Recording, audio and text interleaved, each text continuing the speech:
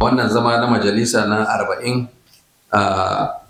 mun kawo takarda na bukatan ita majalisa ta duba yanayin zaman takewa ko kuma yanayin kamfanoni 4 da gwamnati take da shi, wato Gombe Investment and Property Development Company, kamfanin da take rike da gidaje da shares da wasu kadarori na gwamnati, da kuma Gombe Revenue Optimization Company Limited Brocol, wanda ita ma tana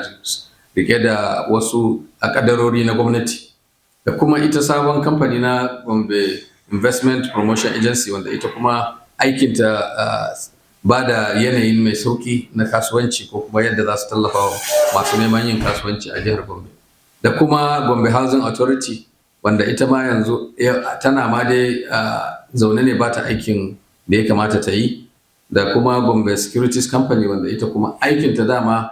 kadarori, wato shares da debentures, wato kadarori wanda ba na gine-gine ba ne, na takardu, na kadarori na wato kuɗi wanda na hannun jari da suke kamfanuwa da suke waje.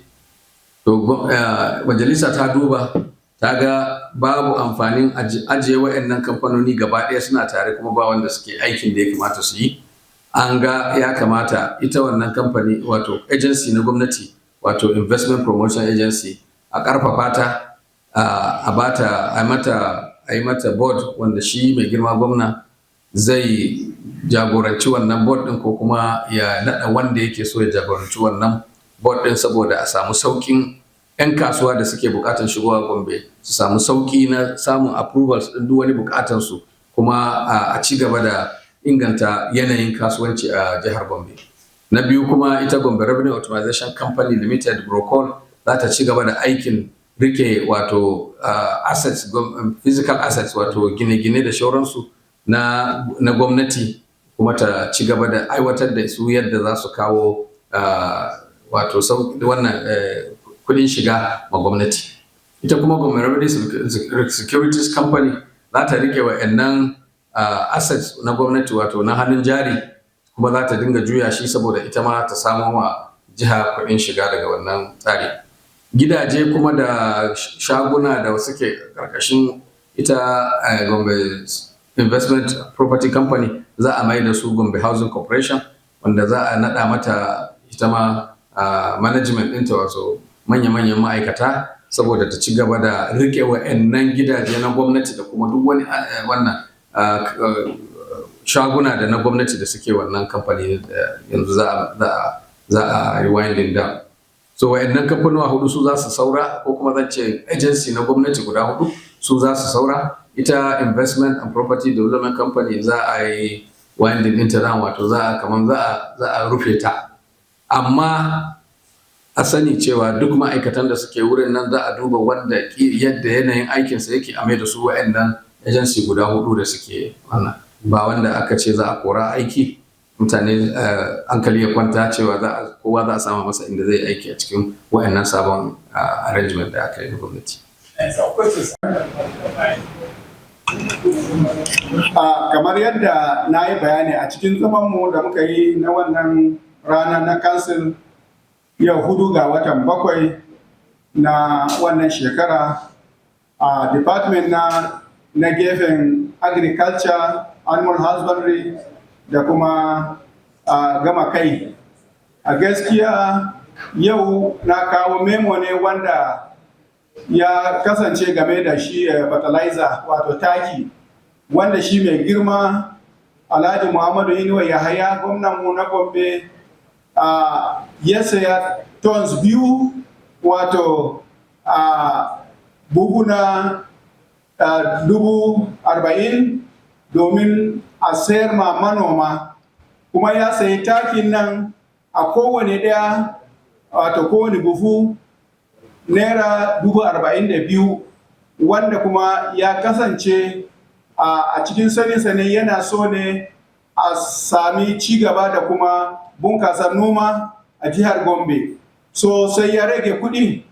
zuwa 22,000, wanda za a sayar ma manoma, wanda kuma ya sa kwamiti domin ta yi wannan aiki ɗin. Biye da haka, akwai takin da federal government ta ba ma jihar Gombe, wanda shi shugaban kasa Tinubu wanda ya bayar a manoma ton 2,000 don a sayar a bayar ma manoma kyauta, wanda shi mai girma ya sa jami'un gama kai, wato ya nada kwamiti a gefen jami'un gama kai, ya gayyaci shi consultant ya ba shi wannan aiki a tabbatar cewa wannan taki din ya isa wurin manoma kuma na gaske, a zuwa har mazabu, zuwa mazaba, wanda yanzu haka ana kan aiki, wanda kuma za a raba masu kyauta. Wannan shine bayanin da ya kasance kenan a takaice. Akwai campus a Dukku wanda da tana nursing school, an yi converting ɗinta zuwa department na environmental sciences. Shine ta nemi da fara karatu a wannan campus ne. Kusan na gabatar a council wanda mai girma gwamna Alhaji Inuwa Yahaya yake shugabanta, shine suka ba da approval, ko kuma council ta ba da approval na kudi domin aiwatar da abubuwan da ya kamata a wannan makaranta din. Kusan daga ciki akwai hukuma na NUC wanda sun ba da shawarwari, kuma yana daga cikin abubuwa na mai girma gwamna wanda da yake inganta bangaren ilimi, ya sa aka yi approving din kudi kamar haka. Akwai albashi wanda za a dinga biyan su na yau da kullum kowane wata. Akwai kudi na running cost da sauran ayyuka da ake a makaranta din. Akwai kuma abubuwan da za a saya har yanzu wanda za a sa makarantar, kuma za a na gudanar da ayyuka da su. To daga ciki akwai albashi na yau da kullum wanda an yi approving din miliyan 16,905 da naira 946 da kobo 66. Sannan kudi na yau da kullum an yi approving din miliyan 202 da 871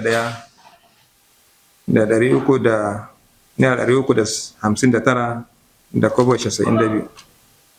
Sannan abubuwan da za a saya domin ayyuka a makaranta